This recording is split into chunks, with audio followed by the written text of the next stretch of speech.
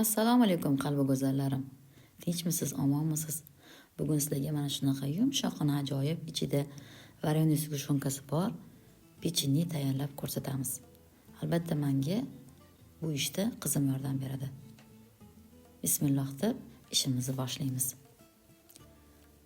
Unga razexitsil, vanilin va eritilgan margarin solib xamir qorishni boshlaymiz.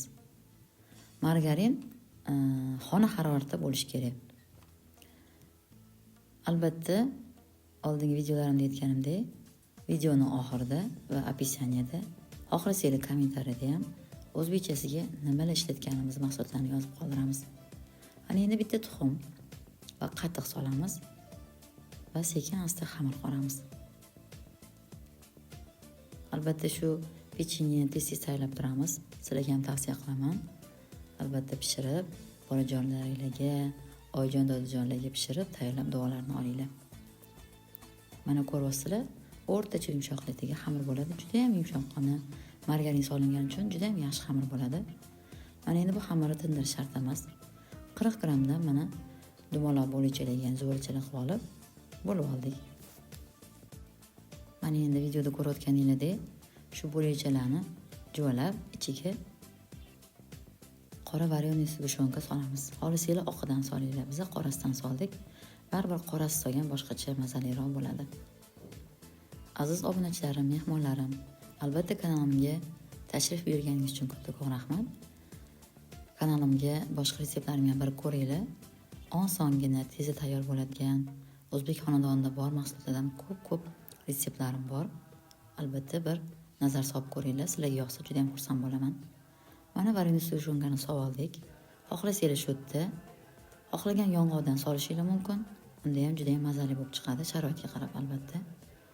Hamma xamirni shunaqa bir xil kattalikda chiroyli qilib tugib olamiz. Shu xamirlarni tugib bo'lish jarayoniga yetib qolganimizda pechimizni qizdirib qo'yamiz. Albatta bizning pechimiz to'kli pech, 160 gradusda pishiramiz. Hamma o'zini pechiga qarab pishiradi. Shu pech yoqqanimizda biz 130, 140 gradusga yoqib qo'yamiz. Keyin hammasi tayyor bo'lgandan keyin duxovkaga qo'yganimizdan keyin 160 gradusga qo'yamiz. Mana ko'rganingizdek listga pishiriq qog'ozini solamiz, chiroyli qilib joyladik. Ana endi pishirishga qo'ydik. Mana aziz obunachilarim pishib chiqdi. Xohishga ko'ra saxarni pudra solib, ya'ni sepib, chiroyli qilib dasturxonga tortamiz. Albatta tayyorlab ko'ringlar, achimaysizlar, ketgan vaqtingizga ham juda ham og'zingizda qoladigan shirinlik bo'ladi. Aziz qalbi go'zallarim, albatta video haqida o'z fikringizni kommentariyada qoldiringlar. Video retsept yoqqan bo'lsa, buni ham bildiringlar. Juda ham xursand bo'laman. Mana endi ichini bo'lib ko'rsataman. Shunaqangi yumshoqqina, mana ko'rganingizdek mayingina vanilin hidlari shunaqangi kelib turibdi. Ichlarida sgushonkalari ham bor. Albatta tayyorlab ko'ringlar. Keyingi video retseptni ko'rishguncha xayr salomat bo'ling. Quvvati, ilm va ibodatga bo'lsin.